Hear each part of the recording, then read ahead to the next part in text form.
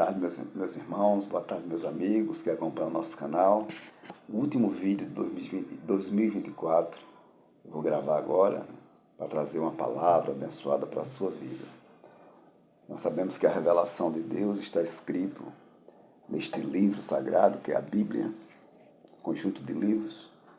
E hoje eu quero trazer algo a respeito da revelação de Deus em nós.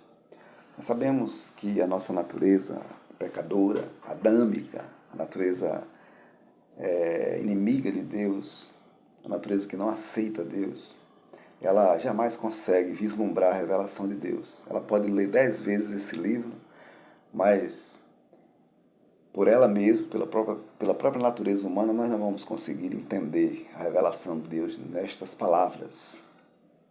E hoje eu trago um texto para você para provar como Deus é absoluto. Só Ele pode revelar ao homem aquilo que apraz a Ele revelar. Esse texto se encontra em Mateus, no capítulo 16, versículo a partir do 13, né? Jesus está com seus discípulos e ele diz assim: e chegando Jesus à parte da Cesareia de Filipe, interrogou seus discípulos dizendo: quem dizem os homens ser o Filho do Homem? Eles disseram: uns dizem ser João Batista, outros dizem ser Elias e outros ainda dizem Jeremias e um dos profetas.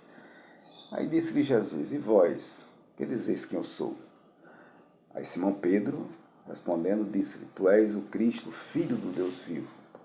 E Jesus, respondendo, disse-lhes: bem-aventurado és tu, Simão Bar-Jonas, porque não te foi revelado segundo a carne nem o sangue, mas segundo o meu Pai que está nos céus. Só até aqui. Veja só. Você entendeu aí como Deus revela ao homem caído aquilo que apraz a ele, aquilo que vai consolidar o reino através dos homens? A nossa salvação, meus irmãos, não depende de nós. Nós podemos fazer coisas muito maravilhosas, sermos solidários, cheios de amor, compaixão. Podemos ajudar pessoas que se encontram em situações de calamidade, ou pobreza, ou miséria, ou doença. Nós podemos encabeçar campanhas para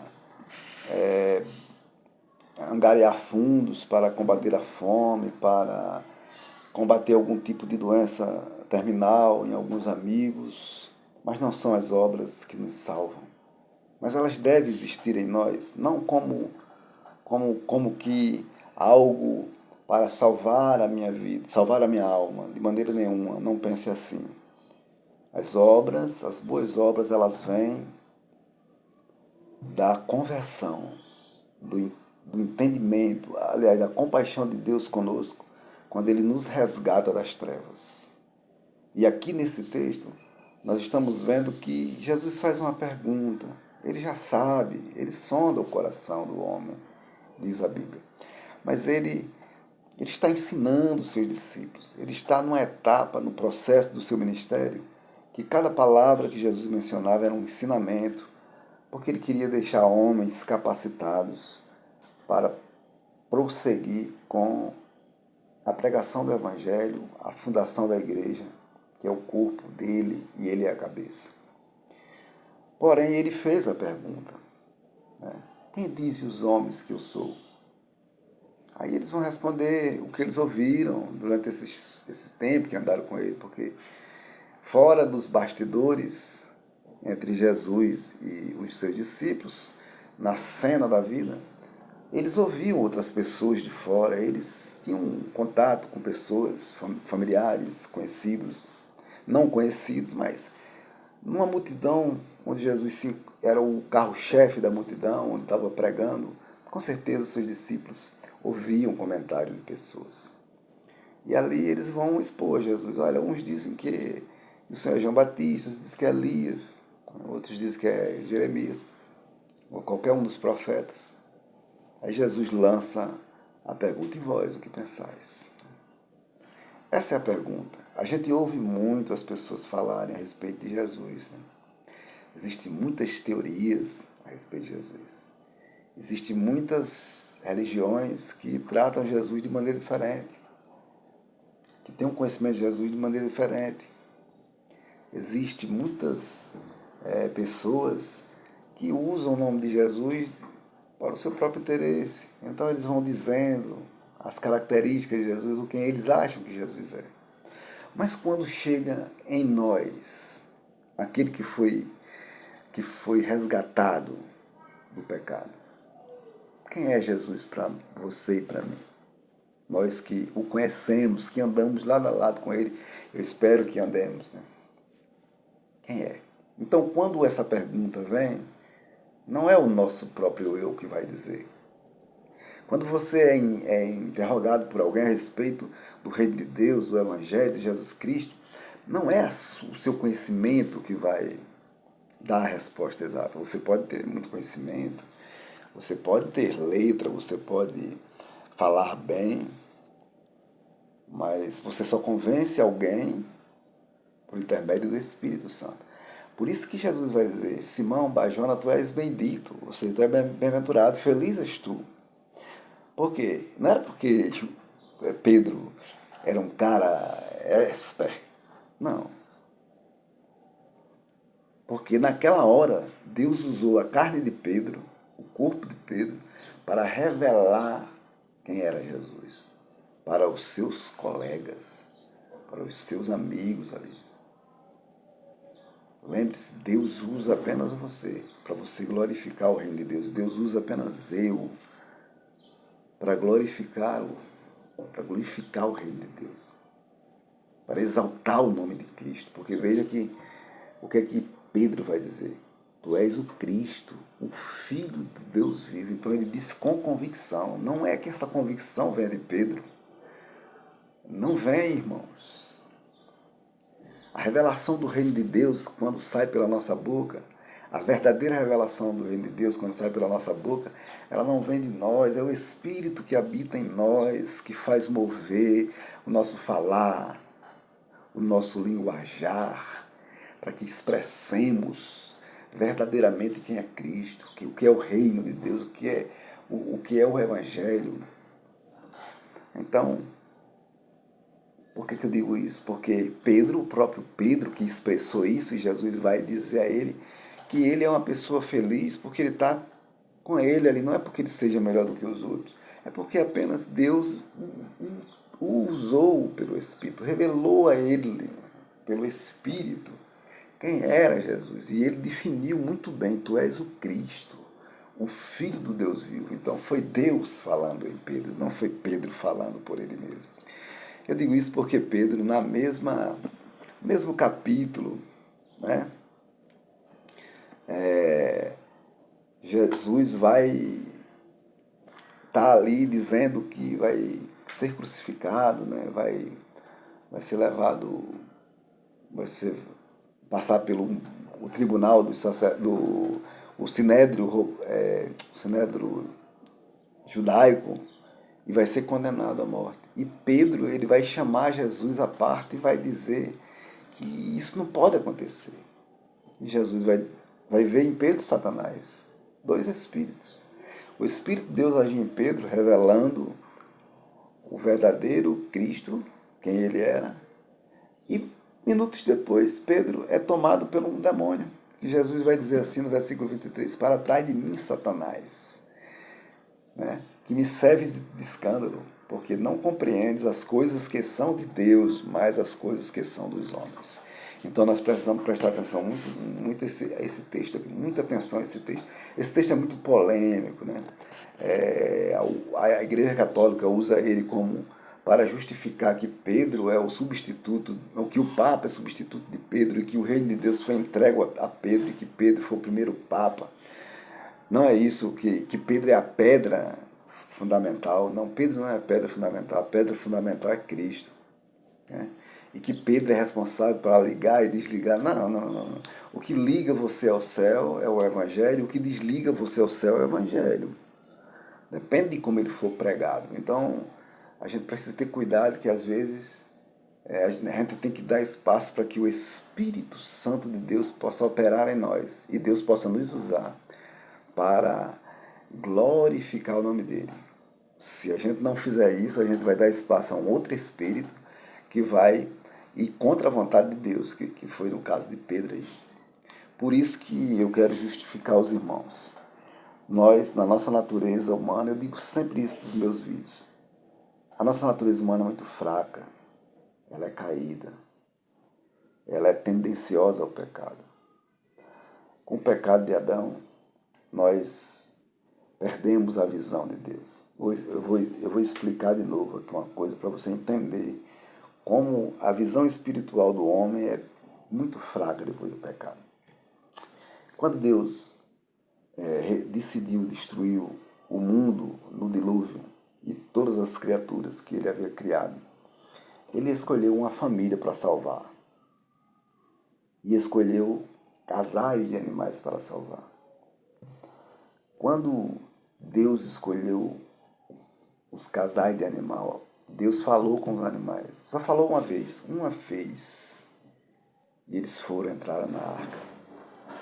Jesus falou uma vez só com os animais. E eles obedeceram. No entanto, o homem, Deus falou através de Noé durante 100 anos, enquanto ele construía a arca. E o homem não ouviu Deus. Deus tem falado pelos profetas. Deus falou pelo seu Filho. Deus fala hoje pela igreja. Mas o homem não escuta. Não ouve.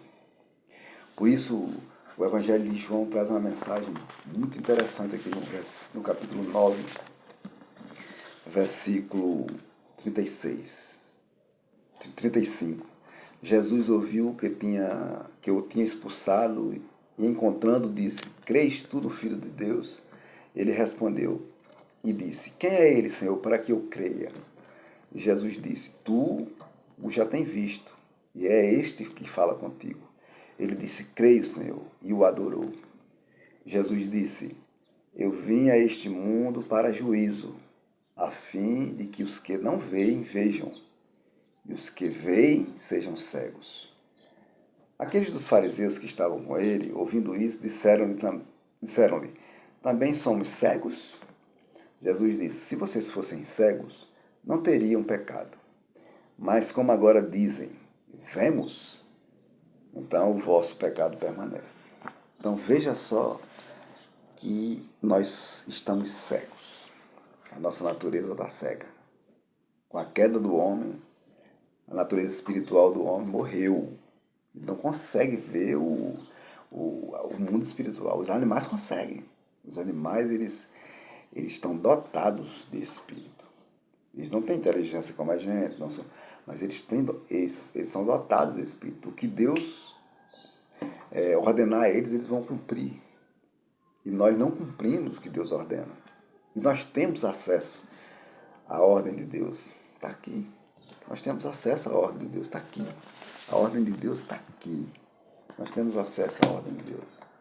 Mas na maioria das vezes nós não obedecemos. Por quê? Porque somos cegos. Somos cegos. Nós não conseguimos enxergar. Então deixa eu te dizer uma coisa. Esse texto de João, ele é muito... Ele nos traz temor. O que Jesus diz aqui? Eu vim a este mundo para um juízo. Esse foi o objetivo de Jesus. Ele veio trazer um julgamento a este mundo. Ele não veio julgar. Jesus disse que não veio julgar o homem. Ele veio trazer um julgamento. Lá em João, aqui no próprio João 3, ele vai explicar que ele veio para salvar o homem. Ele não veio julgar o homem. Mas as palavras que ele disse vai julgar o homem. Então, tudo que foi escrito aqui, dito por Jesus, terá base no julgamento final. Todos os homens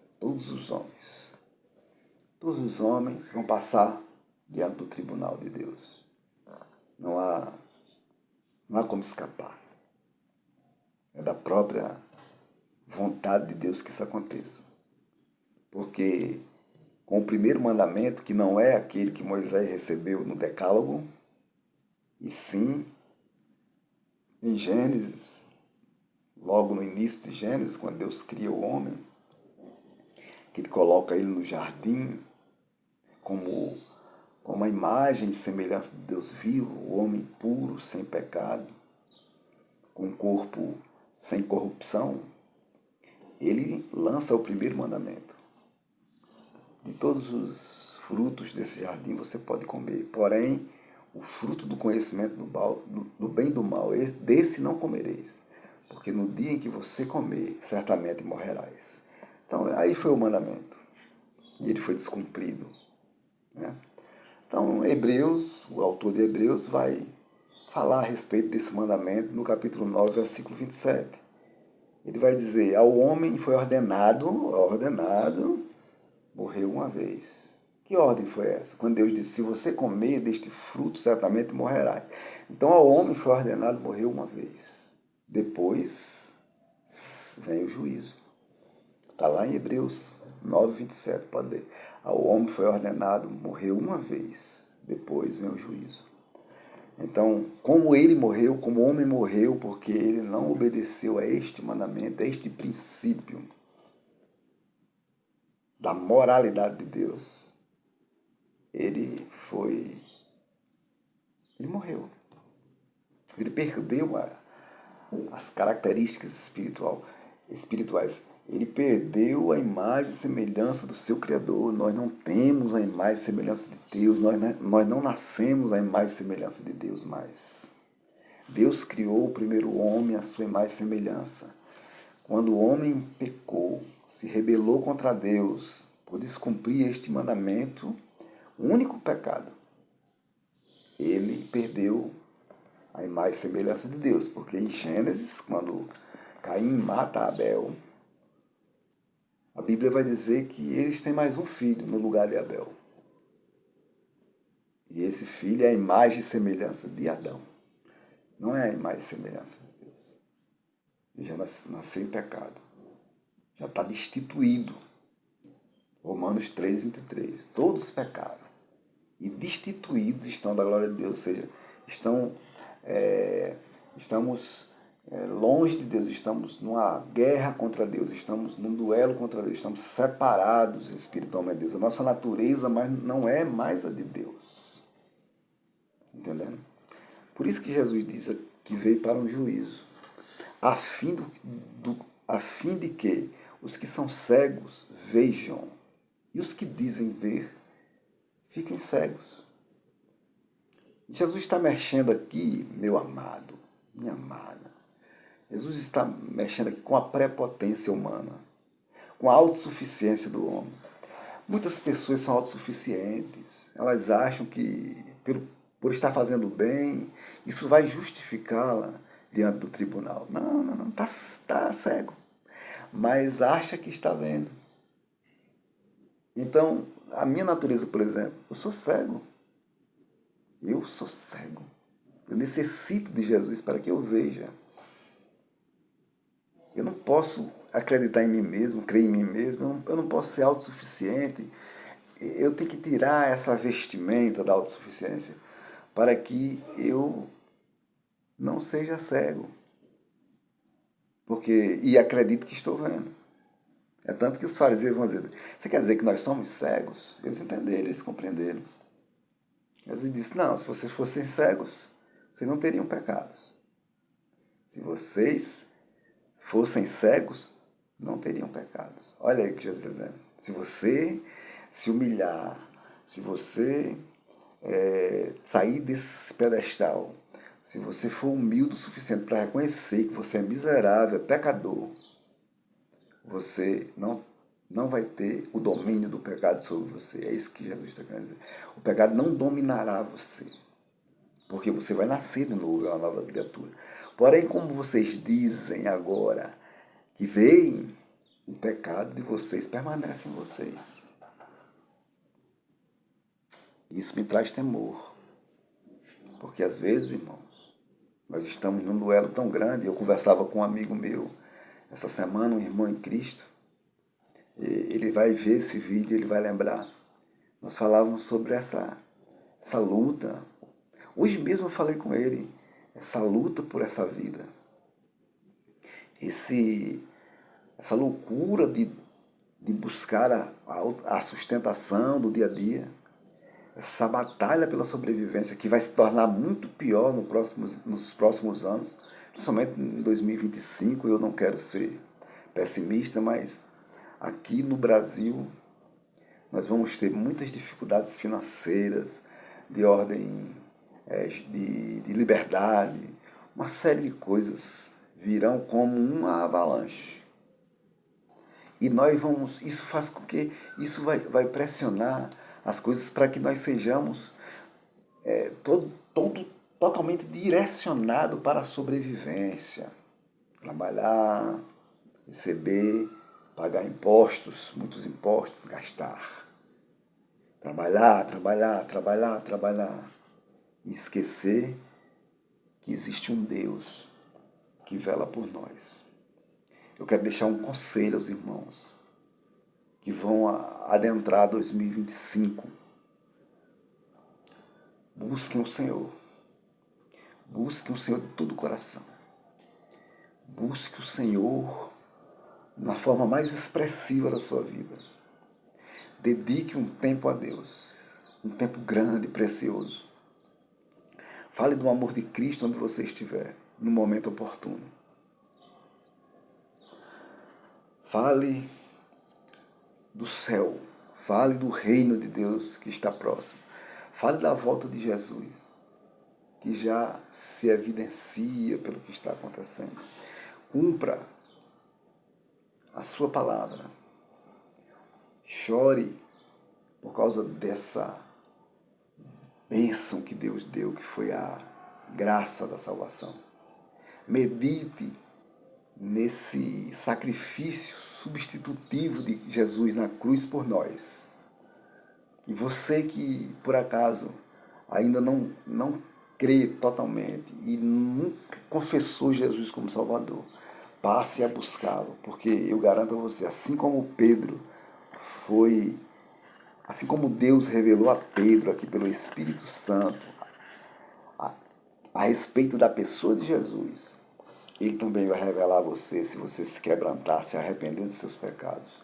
Buscar a presença de Deus e confessá-lo publicamente que Ele é o Senhor e Salvador da sua vida. Como é que se confessa publicamente isso? É com a boca, dizendo onde você estiver, numa oportunidade, num momento oportuno, dizer, eu sou de Cristo, eu confessei Jesus como meu Salvador. E as suas práticas que você faz no dia a dia tem que testificar que realmente você confessa Jesus. São as suas atitudes. É o amor que você tem para com os outros. É o tempo que você tem que dedicar às pessoas que necessitam de você. É o tempo que você tem de proclamar a palavra de Deus. É o tempo. São essas coisas que testificam Jesus em você.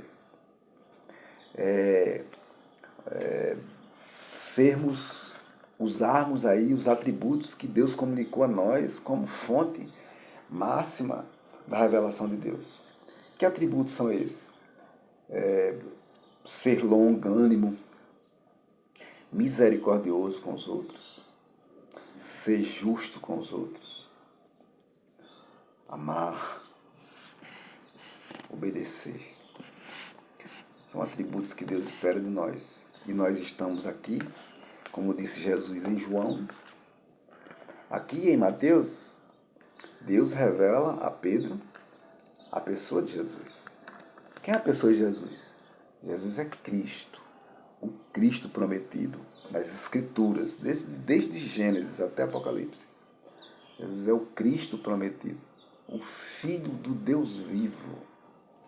Essa é a revelação que Deus dá pelo Espírito Santo a Pedro. E Jesus aqui traz outra revelação, sendo ele o Filho do Deus vivo, como disse aqui, o Cristo, ele traz uma revelação muito mais preocupante. Eu vim a este mundo para um juízo. Não vamos pensar aqui que Jesus veio ao mundo apenas para abençoar, curar né? Até porque essa discussão aqui, desse capítulo 9 de João, ela vem a calhar porque Jesus havia curado um cego de nascença, num dia de sábado. E este cego é levado à corte judaica para dizer lá se realmente ele era cego e quem tinha curado ele. E ele professou, este homem professou diante dos homens lá do tribunal judaico, da corte judaica, né, sacerdotes, escribas e fariseus, que o homem que havia curado era Jesus e que ele era alguém que tinha poder. Ele falou sem medo, ele falou com autoridade, mas ele ainda não conhecia Jesus. Talvez não há esse conhecimento ainda em você de quem é Jesus, nem há esse conhecimento totalmente em mim de quem é Jesus, né? Mas Jesus, ele volta, ele vai ter encontros com você, como ele teve com esse homem.